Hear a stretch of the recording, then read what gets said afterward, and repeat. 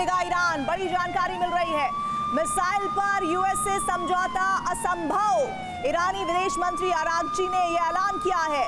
Missile हमारी सुरक्षा के लिए, अरागची ने कहा कि सिर्फ परमाणु पर होगी बात, इसके अलावा किसी और मसले पर बात होना असंभव है।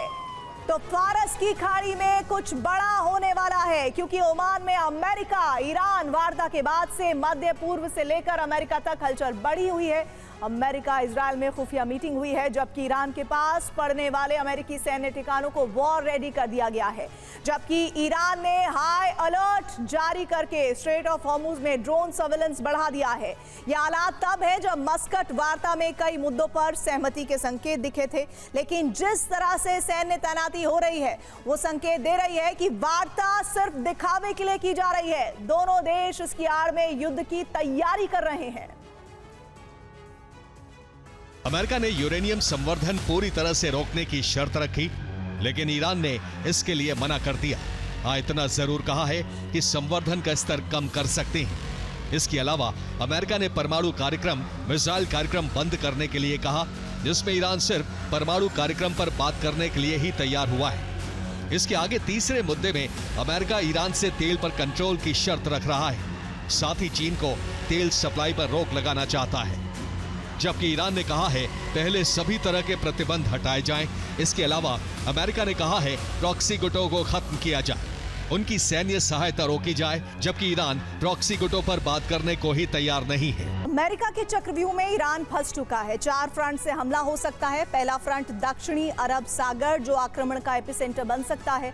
वहां से यूएसएस अब्राहम लिंकन से हमले की तैयारी की जा रही है, जो इस वक्त यमन के सोकोत्रा द्वीप के पास तैनात है। उसके टारगेट पर ईरान के बंदरगाह हैं।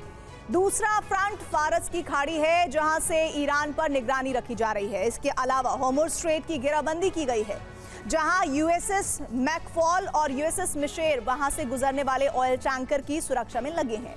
तीसरा फ्रंट लाल सागर में है, जहां से प्रॉक्सी गुटों पर निगरानी रखी जा रही है, जहां यूएसएस डेलबर्ट तैनात है। साथ ही टास्क फोर्स यमन में हूती पर नजर बनाए हुए है, और जानकारी यह है कि इस टास्क फोर्स का स्पेसिफिक काम ही यही है। चौथा फ्रंट है भूमध्य सागर में।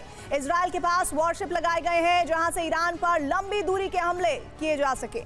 भूमध्य सागर में यूएसएस रूजवेल्ट तैनात है, जिस पर लगी टॉमहॉक वॉर रेडी है। साथ ही एयर स्ट्राइक की तैयारी भी है। अब अमेरिका पूरी ताकत से हमले कर सकता है। हालांकि अभी भी संभावना बनी हुई है कि वेनेजुएला जैसा ऑपरेशन करे। ये दोनों विकल्प अमेरिका के पास हैं। पहला स्तर ईरानी नौसेना अड्डों और ड्रोन बनाने वाली फैक्ट्रियों पर सटीक हमला करेंगी, जिससे ईरान में हथियारों की कमी हो जाए। दूसरा स्तर राजनीतिक नेताओं और सुरक्षा एजेंसियों को निशाना बनाया जाएगा, जिससे ईरान में अंदर चल रहे विरोध प्रदर्शन को समर्थन मिले। तीसरा स्तर ईरान की बिजली व्यवस्था और तेल इंफ्रास्ट्रक्चर पर बड़ा हमला किया जाएगा, जिससे ईरान की अर्थव्यवस्था कमजोर हो जाए।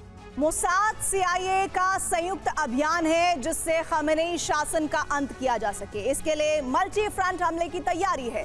एयर स्ट्राइक, नेवल स्ट्राइक और बैलिस्टिक मिसाइल स्ट्राइक की तैयारी है। हमला कभी भी किया जा सकता है। इसके अलावा ब्रिटेन से जॉर्डन 35 F-15E भेजे गए हैं, जिन्हें एयरबेस पर तैनात किया गया है, जो ऑर्डर मिलते ही तबाही मचाने निकल पड़ेंगे। जबकि कतर और डिएगो गार्सिया में B-2 स्टेल्थ बॉम्बर्स की तैनाती की गई है, जो ईरान के परमाणु और मिसाइल ठिकानों पर बंकर बस्टर बम से हमला कर सकते हैं।